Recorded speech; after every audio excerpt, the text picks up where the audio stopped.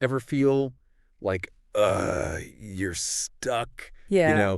like reacting in ways that just leave you powerless? Like Yeah. there's some script you don't even know running in the background. Right. Well, in this deep dive, we're going to explore I'm Okay, You're Okay Uh-huh. by Thomas A. Harris. Right. This book claims to give you the code to rewrite that script, Interesting. to understand those reactions, Yeah. and maybe even change them. So Okay. buckle up. Wow. We're going deep into some serious psychological insights. And what's fascinating is that Harris doesn't just like throw theories at you. Right. He backs them up with hard science. Okay. He starts by diving into the work of Dr. Wilder Penfield, Okay. a neurosurgeon who made some groundbreaking discoveries about memory. Okay, brain surgery and self-help. Yeah. That's an interesting combo. Yeah. How do those two worlds collide? Penfield found that our brains are like high-fidelity recorders, Wow. storing not just events, but Yeah. the emotions that went with them. Think about it. Okay.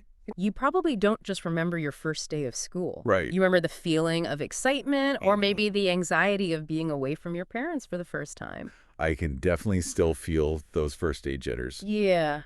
But how does remembering those feelings from childhood help us understand our adult selves? Penfield discovered that these recordings, especially those from early childhood, Okay. can have a huge impact on how we behave in the present, Right. even if we don't consciously remember the original event. So you're telling me my childhood fear of spiders is somehow still lurking in my brain, Right. even though I haven't seen a scary spider in years. It's possible. And Harris takes this concept a step further, Okay. suggesting that these early experiences shape what he calls our ego states. Okay. He describes three main states. Okay. Parent, adult, Okay. and child. Parent, adult, child. Yeah.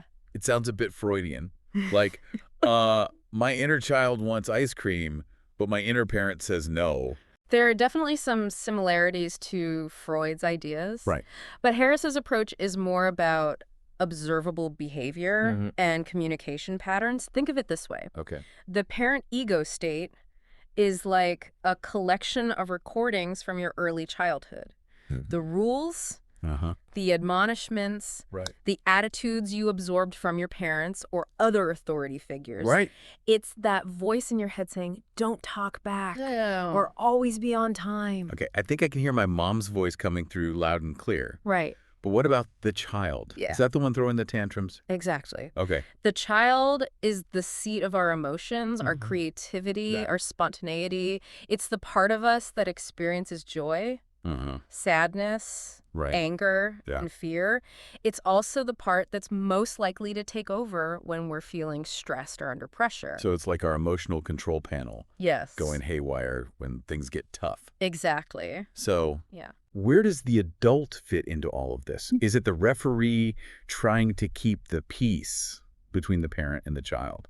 You could say that. The adult is like the rational, problem-solving part of our personality. Right. It's the part that takes in information from the parent, Uh-huh. the child, Okay. and the real world to make decisions.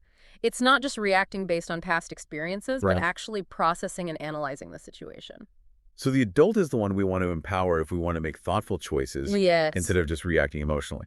That's the idea. Okay. And Harris argues that the key to understanding ourselves and our interactions with others Okay. lies in recognizing which ego state is in control at any given moment. Okay, so how do we figure out which ego state is running the show in our daily lives? Well, it takes some self-awareness and Yeah. practice, but one of the most helpful things Harris does is connect these ego states to something he calls life positions. Okay. He argues that we all start life with a fundamental belief. Okay. I'm not okay. Okay. You're Okay. I'm not okay right from the start. Yeah. That doesn't sound like a very optimistic way to begin life. Think about it from the perspective of an infant. Okay. You're completely dependent on others for survival. You're small, Right. you can't communicate effectively, Yeah. and you're constantly being told what to do. It's natural to feel a sense of not okayness Yeah. in that situation. So it's like that feeling of being a tiny kid surrounded by towering adults. Exactly. You're at their mercy. Exactly. And Harris suggests that this feeling of not okayness, this Yeah. initial life position, Okay. can carry over into adulthood and influence how we see ourselves in our relationships.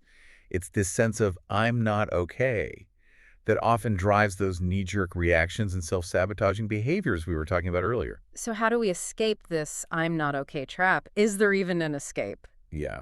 Yeah. Harris argues that there are actually 4 main life positions. And understanding them is crucial to shifting towards a healthier, more empowered way of being. Okay. We've talked about the first one, Uh-huh. the universal starting point, Right.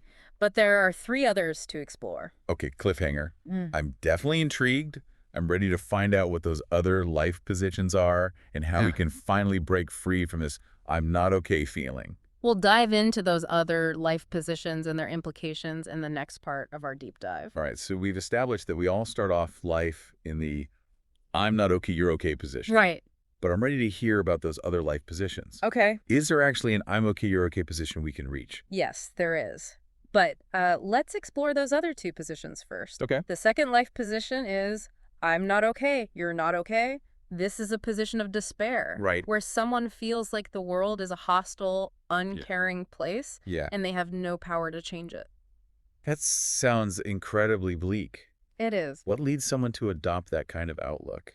This often happens when a child experiences severe neglect or abuse, Yeah. leading them to believe that not only are they not okay, Right. but the world itself is unsafe and untrustworthy. So it's like they've given up hope, Yeah, not just in themselves, but in everything. exactly. Okay. And it can be very difficult to break out of this position Right. because it feels like confirming evidence is everywhere. That's heavy stuff. Yeah. Okay. What about the third life position?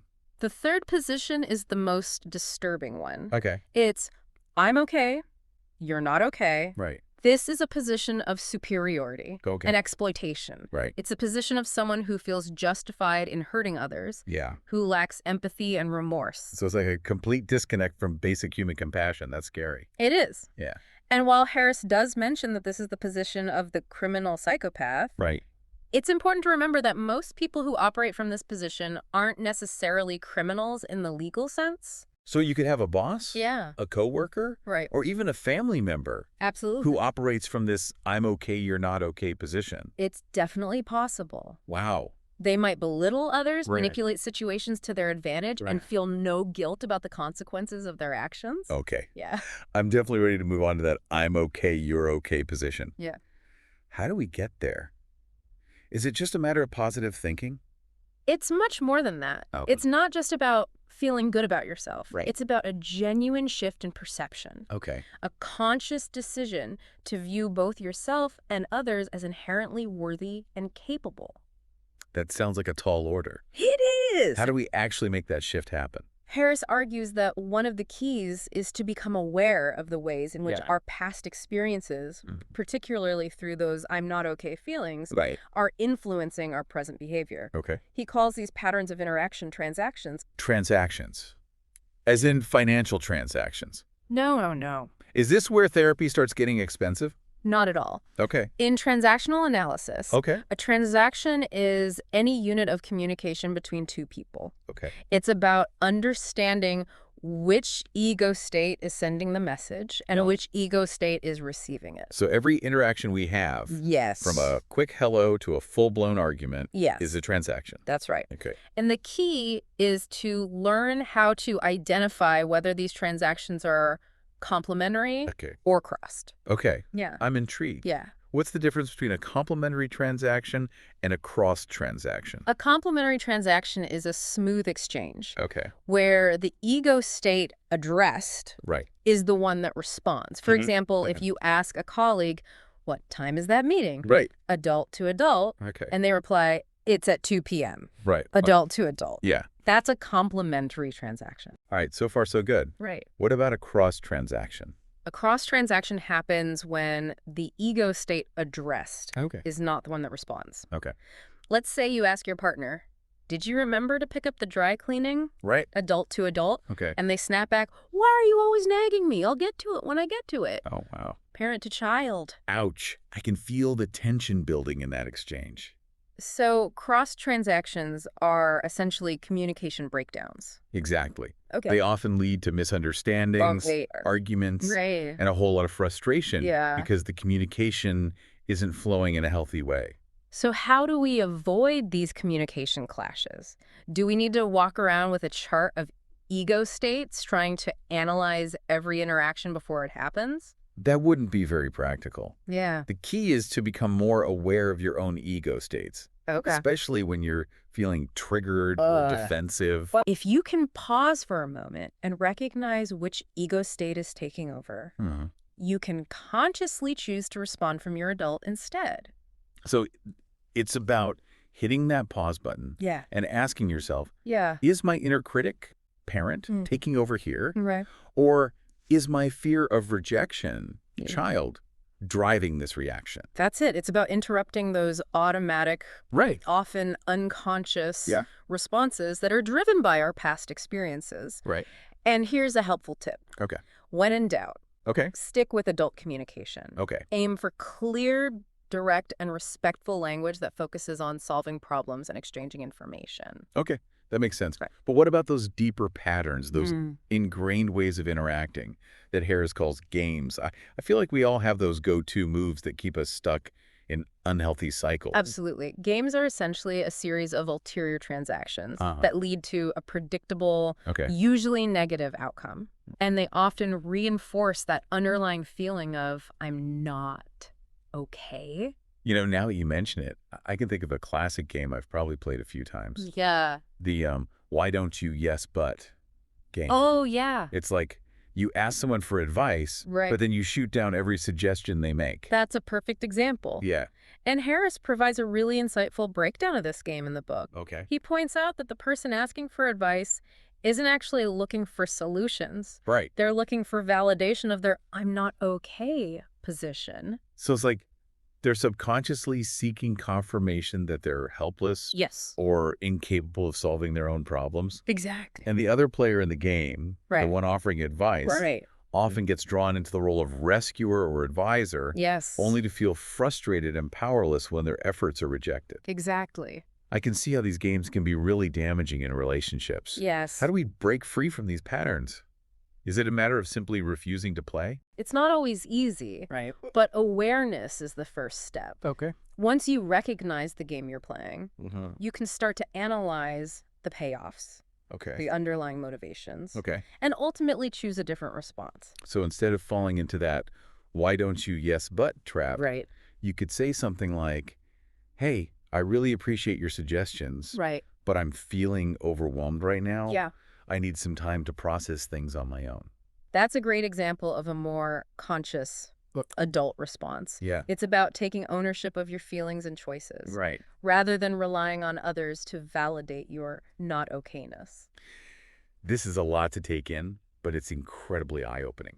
I'm starting to see how all of these pieces fit together. The ego states, the transactions, the life positions, and even the games we play. And here's another crucial piece of the puzzle that Harris addresses. The role of forgiveness. Because if we're carrying around all this baggage from the past, all these I'm not okay feelings, it seems like forgiveness would be essential for moving forward. That's a really important point. Yes. But how does forgiveness fit into this whole framework of transactional analysis? Harris dedicates an entire chapter to exploring forgiveness. But he approaches it from a unique perspective. He argues that true forgiveness is not about condoning or excusing harmful behavior. It's about understanding the motivations behind the behavior. And recognizing that the person who hurt us was likely operating from their own wounded child. So it's about seeing the person who hurt us as a flawed human being, not as a villain in our personal narrative. And that can be incredibly difficult. It can. Especially when we've been deeply wounded. Yes. But Harris believes that forgiveness is essential for breaking free from the past and moving toward a healthier, more fulfilling future. I'm starting to see how all of these concepts tie together. Yes. Understanding our ego states, analyzing our transactions, recognizing and breaking free from games, and ultimately forgiving ourselves and others. It's a powerful framework for personal growth and transformation. This has been incredibly insightful. We've covered a lot of ground in this segment, from transactions and games to the importance of forgiveness. But I'm really curious to hear more about how we can actually strengthen that adult ego state. And move towards that elusive, I'm okay, you're okay position. That's exactly what we'll be exploring in our final segment. Okay. We'll dive into some practical strategies for putting all of these concepts into action in your daily life. Great. Stay tuned. Welcome back, deep divers. I don't know about you, but I'm feeling a little lighter after unpacking those life positions and those tricky games we play. Wait. It's amazing how much our past experiences can shape our present interactions, even without us realizing it. It's eye-opening, isn't it? But the good news is that once we become aware of these patterns, we can start to change them. Right. And that's where the real power of I'm okay, you're okay lies. Right. In giving us practical tools to shift towards that healthier I'm okay, you're okay position. Okay, so let's get practical. We've talked about strengthening the adult ego state. Right. But how do we actually flex those adult muscles in real life? Well, the first step is to become more mindful of your internal dialogue. Okay. Pay attention to those voices in your head. Right. Is it the critical parent, Okay. the emotional child, or the rational adult that's speaking? So it's about becoming a detective of our own thoughts and feelings. Yes. Like, hold on, that's my inner critic telling me I'm not good enough. Right. Or that's my fear of failure rearing its ugly head again. Exactly. Right. The more you practice identifying those voices, the quicker you'll be able to recognize which ego state is driving your reactions. And once you've spotted the culprit, you can start to challenge those old tapes and choose a different response. So instead of automatically reacting from my wounded child, Right. I can say, hey, wait a minute. My adult self knows that this work presentation isn't a repeat of my disastrous fifth grade talent show. That's a great example. Okay. It's about empowering your adult to take charge. Right. To analyze the situation objectively. Right. And to make a conscious decision about how to respond. Okay, that makes sense. Right. But it seems like those old tapes can be pretty persistent. Yeah, they can. Especially those deep-seated beliefs we've been carrying around for years. You're right. Yeah. Harris calls those ingrained negative beliefs contamination of the adult ego state. Okay. It's like our adult has been infected by the fears and insecurities of the child or the rigid rules and judgments of the parent. So it's like those limiting beliefs that we've internalized over the years. Yeah. I'm not worthy of love. Or I'm always going to mess up. Yeah. Those are examples of contamination. Exactly. And the way to decontaminate is to challenge those beliefs with evidence from reality. Right. Ask yourself, is there any actual proof to support this belief? Right. Or is it just an old story I'm telling myself? So it's like putting those beliefs on trial. Yes. Gathering evidence and seeing if they hold up under scrutiny. Right. I like that. But what about those ingrained patterns, those ways of interacting that we learned in childhood? Right. How do we break free from those? That's where the concept of reparenting comes in. Okay. It's about consciously choosing to respond to our inner child in a more loving, supportive way. Okay. Imagine offering yourself the nurturing and validation that you may not have received as a child. So instead of berating my inner child for making a mistake, Right. I can say, hey, it's okay. Everyone messes up sometimes. Yeah. What can we learn from this experience? That's the idea. It's about offering yourself compassion and understanding rather than judgment and criticism. Right. And what's really powerful is that as we reparent our inner child, we also start to reparent our interactions with others, particularly our own children. Wow. I hadn't thought about it that way. We actually have the power to break those unhealthy cycles. Yes. And create a more nurturing environment for everyone around us. Absolutely. This is making me think about some of those stressful interactions I have with my kids. And here's another strategy that Harris highlights. Okay. The importance of staying present. Okay. By focusing on the here and now, Right. we can break free from the grip of the past and the anxieties of the future. Mindfulness. Yeah. Everyone's talking about mindfulness these days. And for good reason. Right. Harris was ahead of his time in recognizing the power of mindfulness for emotional well-being. Okay. Instead of dwelling on past hurts or worrying about what might happen, we can choose to fully engage in the present moment. Right. Savoring a cup of coffee. Right. Truly listening to a friend. Yeah. Appreciating the beauty of a sunset. It's about bringing our attention back to the present moment. Yes. Over and over again, isn't it? Because it's so easy for our minds to wander off into those familiar worries and regrets. That's right. Right. It takes practice, but the benefits are huge. Okay. By anchoring ourselves in the present, we can start to disrupt those automatic reactive patterns and respond to situations with more clarity and intention.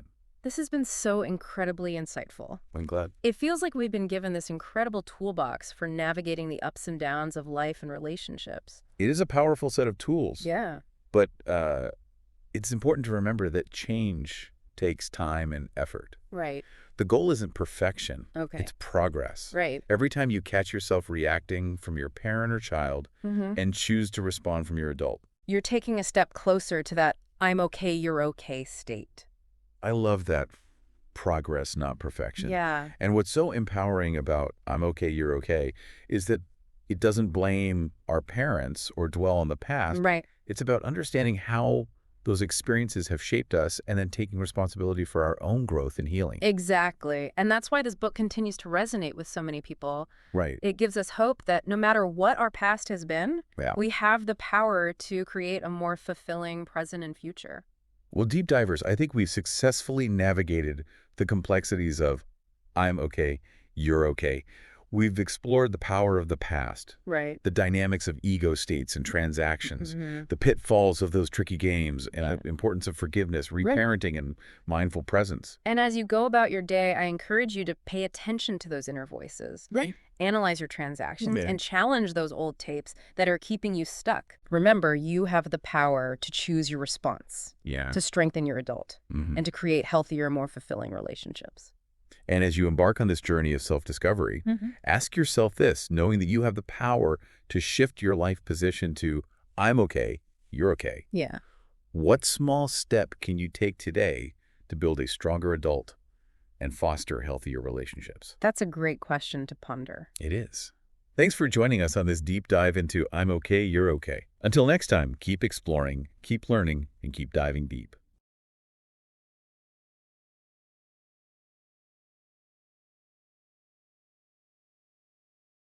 Did you get any of that?